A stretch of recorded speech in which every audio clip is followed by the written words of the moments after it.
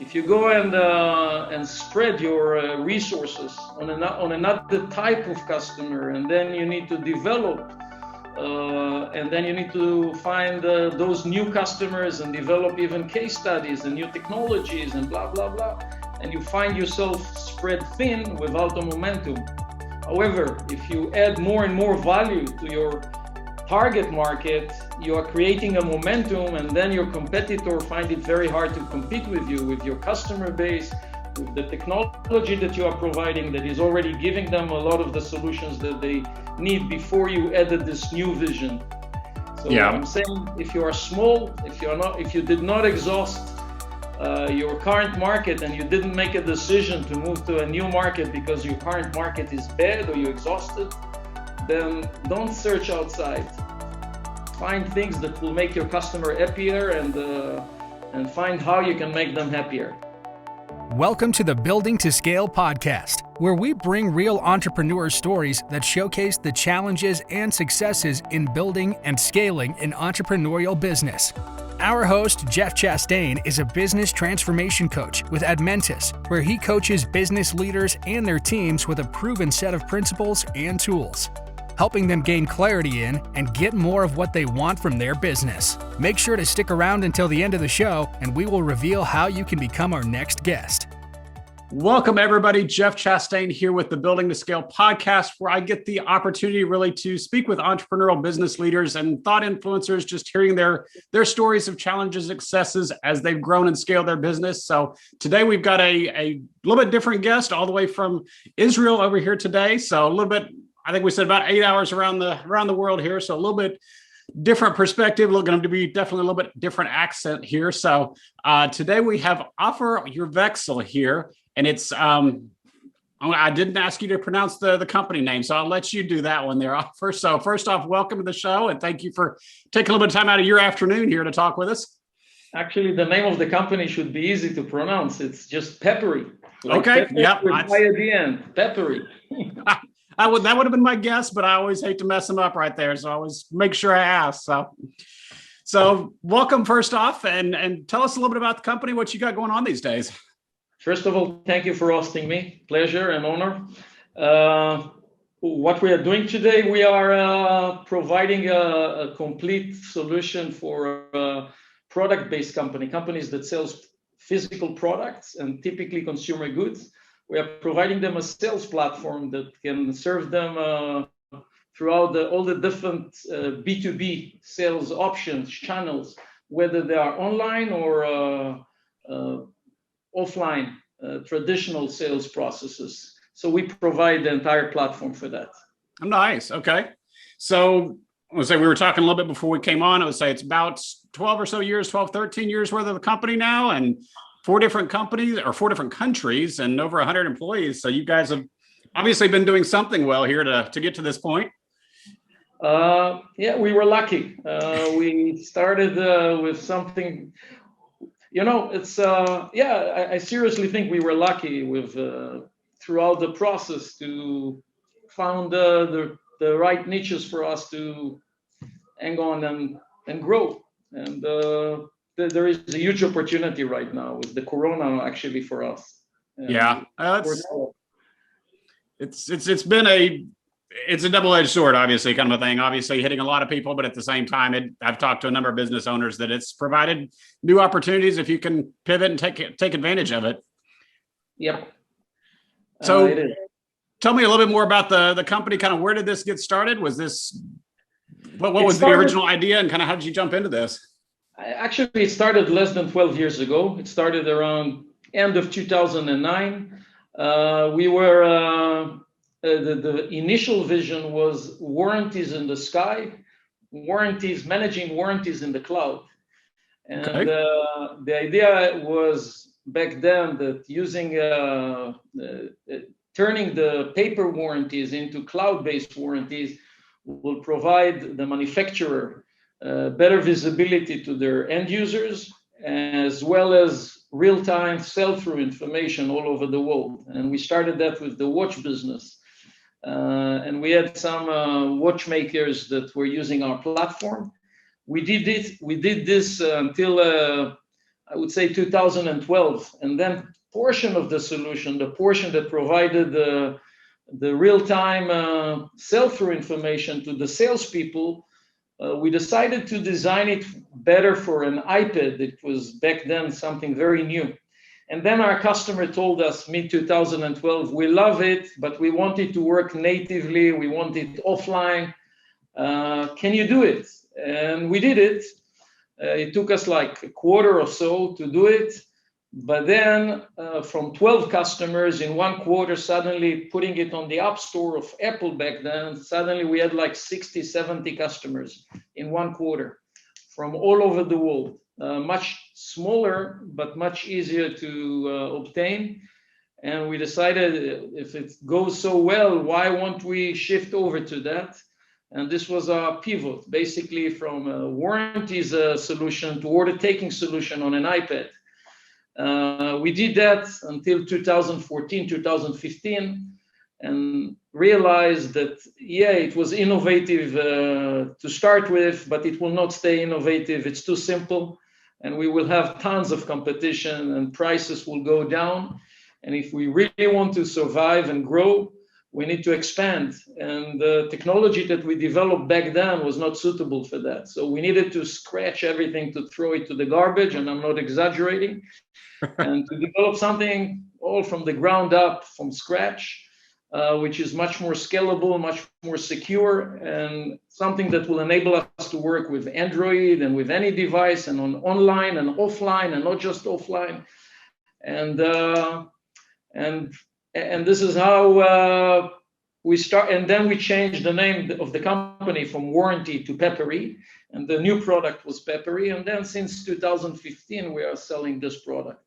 Gotcha. Pepperi, and it really became a platform that is encompassing all those different solutions, from CRM, specifically for consumer goods, to merchandising tool, to order taking tool, to B2B commerce tool, to telesale tool, really covering all the B2B needs of companies that are selling physical products. We started with tiny customers, and now we have some of the largest companies in the world in their field, like Dermalogica from Unilever in California, who is using us for all those things that I mentioned, like Eniken, like many large companies in consumer goods, fast moving, and so on and so forth, and expanded to 70 countries. Nice.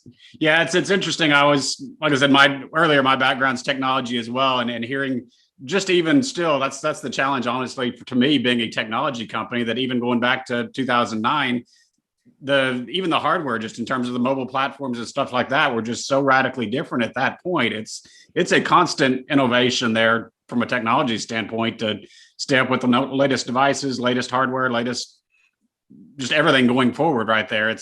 I was even talking with a guest a while back that was even looking at just the onboarding kind of infrastructure. Even 10 to 15 years ago, you'd have to be looking at standing up your own server farm, your own stuff like that, your own data center. Whereas now you can jump straight onto an Amazon cloud or an Azure cloud, kind of a thing like that. And all you're having to do is the software. You don't have to worry about the infrastructure behind it. Actually, in that respect, we were innovative from day one. We started from day one. We defined that Pepperi would be cloud only, and it was like religious for us, both internally, using internal tools in Pepperi, as well as in our development. So from day one, the warranties was managed on the cloud, on Amazon from day one. And back then, it was not so obvious as it is today. However, you're totally right. I remember back then, part of the process was to send a message to the owner of the new watch that he got a warranty. And we say, okay, we'll send it as a SMS, we'll send it directly to a smartphone. And then people say 2009, not everyone has smartphones. I say, yeah, but it's going to happen. No, but you need to serve people that do not have it. So we needed to do SMSs, and we needed to support things that today sounds ridiculous. And we could not count on smartphones as part of the solution back then. Yeah. But this is history. Today, obviously, I would do it completely different than the way we did it back then. Well, that's always the case. Hindsight's always different, but at the same time, just from a technology standpoint, like we're saying, it's constantly changing there. Yep. So how did you, just more on your personal side, how did you kind of get into business? Have you always been the entrepreneurial type, or is this, what's your background look like getting into this? I was entrepreneur as a teenage, and then I became an engineer after a while, and worked as an engineer in at the beginning in an engineering company, actually even in Intel in the US. I lived in Phoenix and worked for Intel for like 2 years. But then I moved back into entrepreneurship with this company like 12 years ago. I was an executive in some software companies, including president of Enigma in Boston for 2 years, and several other VP in Amdocs, if you're familiar with, one of the largest IT companies in Israel. Okay, yeah. And this was my last position before I moved over. And so what was that transition like, going from corporate executive to now starting your own kind of a thing, building from scratch at that point, a much smaller organization? Wow, it's such a fun. This side of it is, yeah. Yeah, it's fun. It's exciting. It's everything other than being in a large corporate from all aspects, and it's fun. You know, it's fun when you do things with your own team and you don't have too much reporting to do and much less internal stuff. In those large companies, and without saying anything negative about them, that I worked for, at least 90% of my time was dealing with internal things as opposed to dealing with the customers. And today, I'm dealing at least 50% of my time with customers. This is the way I like to do things, and not to deal internally, with my internal stuff. Yeah, and that's honestly really, to me, more the definition of that corporate mindset. By the time you get to that point, that it's all just about processes. We've got our defined path, our defined lane. Everything's what we're doing, and it's just a machine sitting there churning along. At that point, you don't have the agile nature at this point of a smaller company that you can do that kind of a major software pivot and things like that. So it's you and there's definitely a place for it. There's definitely a place for those people. But yeah, you kind of, being the entrepreneurial type and being the visionary type or whatever, I was right there as well. It gets old sitting there, being in the office, dealing with meetings, dealing with all this stuff. It's like, okay, I just want to go build something, do something new. Yeah, I was an officer in my Navy also at the beginning, in the Israeli Navy for like 6 years. And I'm always saying it's like managing a destroyer versus a patrol boat, that you can really do whatever, change and maneuver quickly, or you really need to do things slowly. And I've been on both, by the way, in the Navy, so I know the differences. Yeah, no, I haven't heard that, but no, that's actually a really good description of it there, because it's just, you got a lot more, you're a lot more agile with the patrol boat for sure, but at the same time, you don't necessarily have the resources, the defenses, et cetera, of the destroyer either. So you got to play both games a little bit. Yeah. So I'm curious, you talked about vision with the company a couple of times. What's the bigger picture vision, or how do you, I guess more question is, how do you define vision for the business and really the importance around that? I think you are in a constant thinking about how you differentiate yourself, midterm and long term. Short term, it's will not bring you anywhere. So you in a constant thinking about how you'll differentiate yourself 2 years ago from 2 years away from now, 5 years away from now. If you don't think like that, you will not survive. And I think we were lucky because we made some good changes along the years, and we always did them ahead of time. Actually, a great example is the COVID. Like 2 years before the COVID, we decided that our focus will move drastically to B2B commerce. So when COVID hit us, it was a perfect timing for us. We just launched a new generation of the B2B commerce, and it boomed for us. It was like, wow, couldn't find a better timing for that. Yeah, that one I think I'd probably put in the luck category more than anything, but still, yeah, it pays off to be lucky sometimes. You see, I told you. But how, I think one of the golf players was saying it, I forgot his name. The more I practice, the luckier I become. Yeah, true. Because you're ready for it at that point. It's not, while the circumstances obviously are somewhat lucky at that point, it's the fact that you're positioned to take advantage of them rather than being completely reactive at that point. Exactly. I agree. Yeah. So looking at, when we're talking about you were talking about 2 year, what's the longer term vision right now of Pepperi kind of a thing? What's your big picture goal out there, if you're willing to share that? Actually, I cannot share our real vision for 2 years from now, but I can share the short-term vision. The short-term vision, we are expanding what we are doing right now. This year, we have plans to add more features, more nice modules that were missing. We are just launching now an open catalog this quarter. We always had an open catalog, but we are launching one that is way more scalable, actually for one of our largest customer in the US. And so we are launching more modules around the platform, but our vision 2 years from now will be a surprise. So we are expanding to new areas, still within our customer base. We are not expanding to new customers in that respect, which is, I think, one of the things you always need to ask yourself whenever I'm debating internally with whomever, from investors to the employees, about where the company should go. I'm always saying, before you go to and find new green grass outside, find a vision that will give you more with your current customer.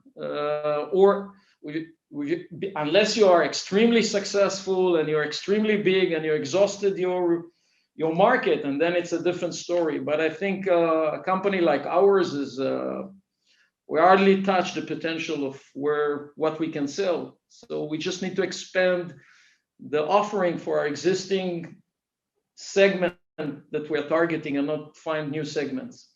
Well, it makes a lot of sense. On one hand, yeah, you look at the obvious analogy, grass is greener on the other side kind of a thing there, but it's your current customers hopefully already know you and love you kind of a thing there. So it's a lot less work to take another step further, provide another resource or something to them, rather than to go start a brand new customer base that they don't know you. You're having a marketing, et cetera, from scratch for all purposes.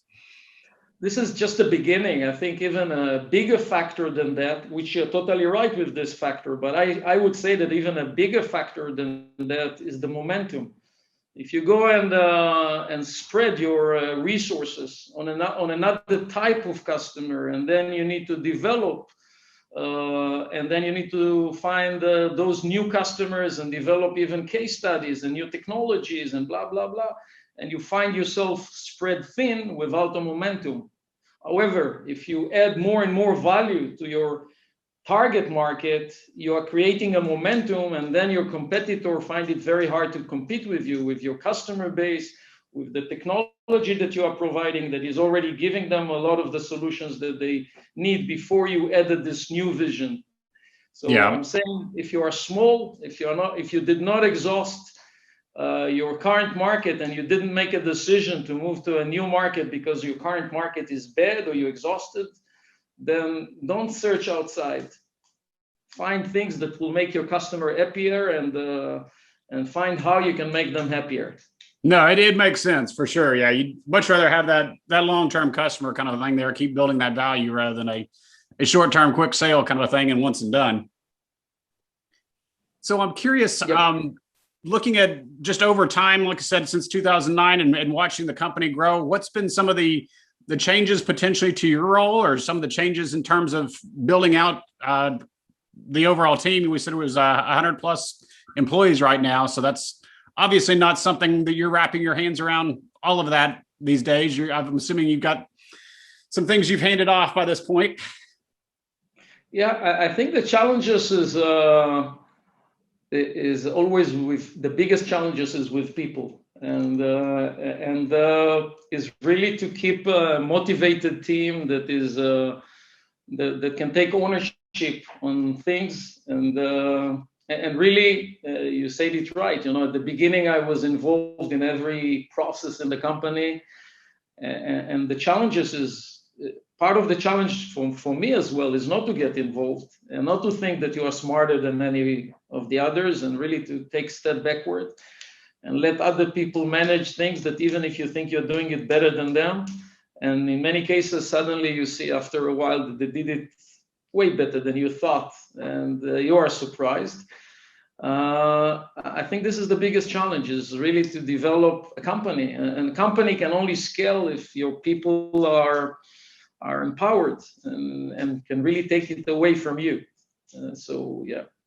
Yeah. In that respect, I was very lucky from day one, because I'm not alone. I have like 3 more entrepreneurs that joined me from the get-go and really helping me since day one. So I'm curious what that was like, because a lot of times it seems like either the partnership works really well or it goes off the rails pretty quick, kind of a thing. So obviously it sounds like went well, but was it as complementary skills, complementary type of roles, or what would that original structure look like there? Yeah, I was always although I'm an engineer in my background, I was always on the business side. And two of the other 3 were always on the technical side. And one of them was actually also a CEO in a company that I was from the get-go almost acquired, and then decided, he was a CEO by himself and he joined me, but he's very technical. Yeah. So all 3 of them are now taking more technical roles, although they are also pretty much involved in the business as well. But they are way more technical than me. So I cannot help them, but they can help me. Let's put it this way.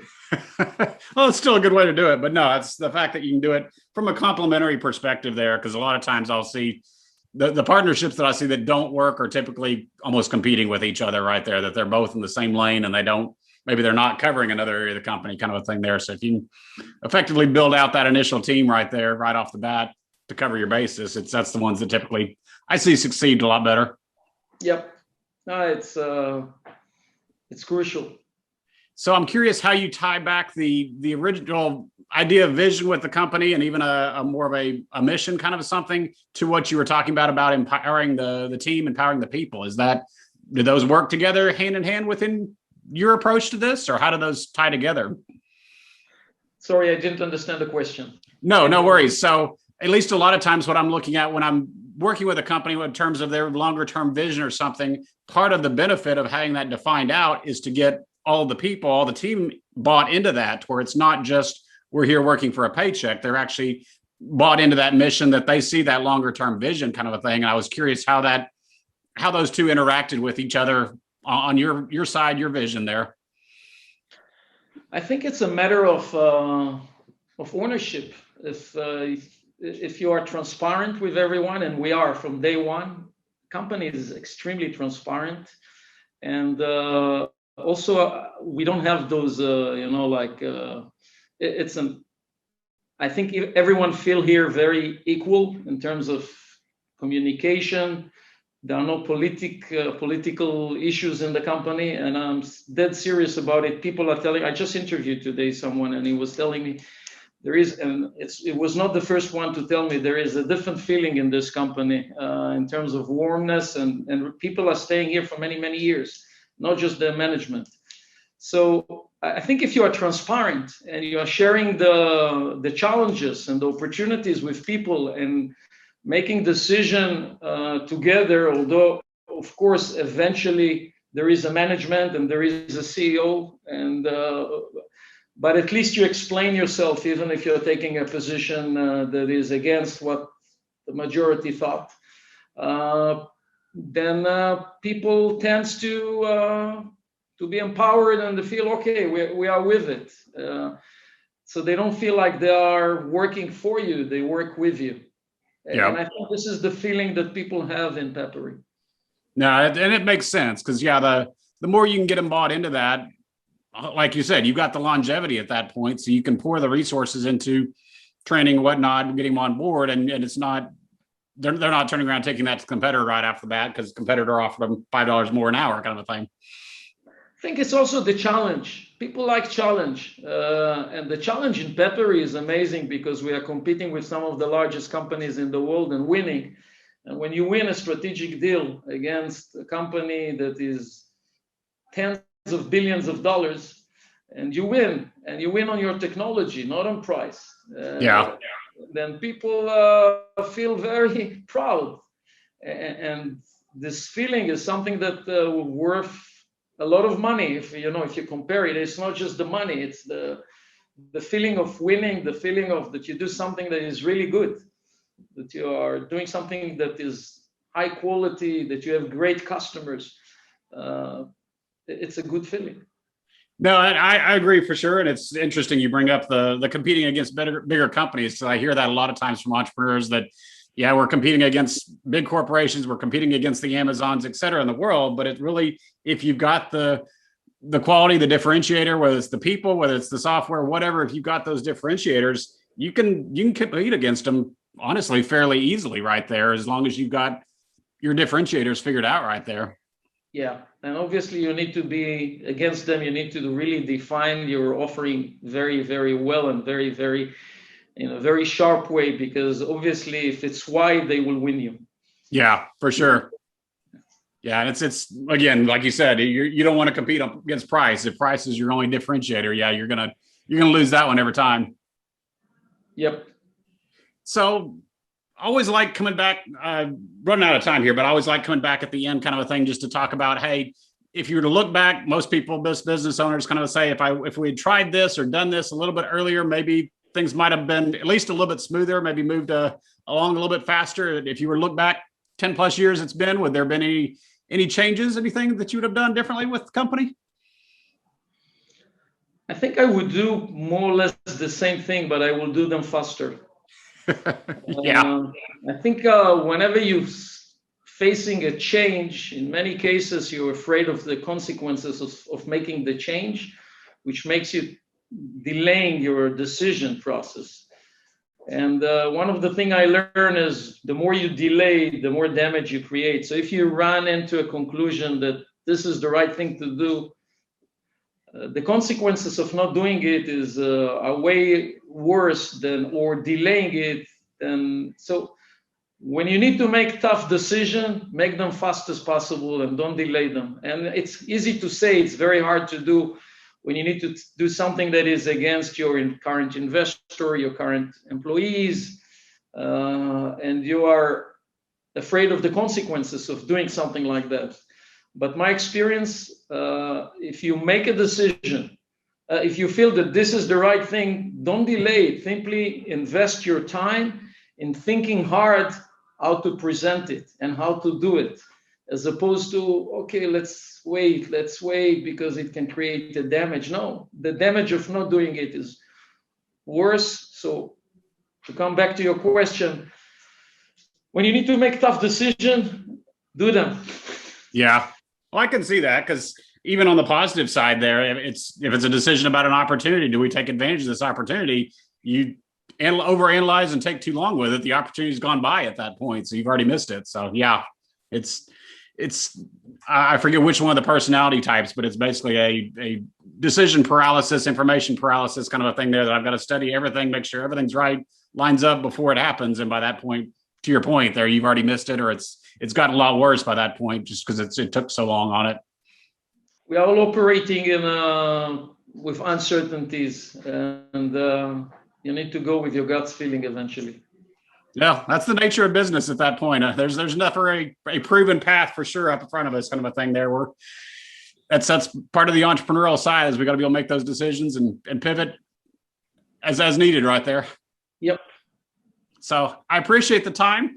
If people want to learn more about you or about the company Pepperi, where's the best resources to go find you these days? Pepperi.com, which is pepper with I at the end. And you can find their case studies with some of those customers that I mentioned. And you can ask for a free demo if they are from the relevant industry. And we will be happy to. And there is a lot of material there. We have an open API if you're technical. So you can really play with it for free and work with us. Yeah, I took a look at the website before we got on here, and it's really nice done. And I like the demo and everything up there. So it's really well laid out. So a lot of good information there. So thank you very much.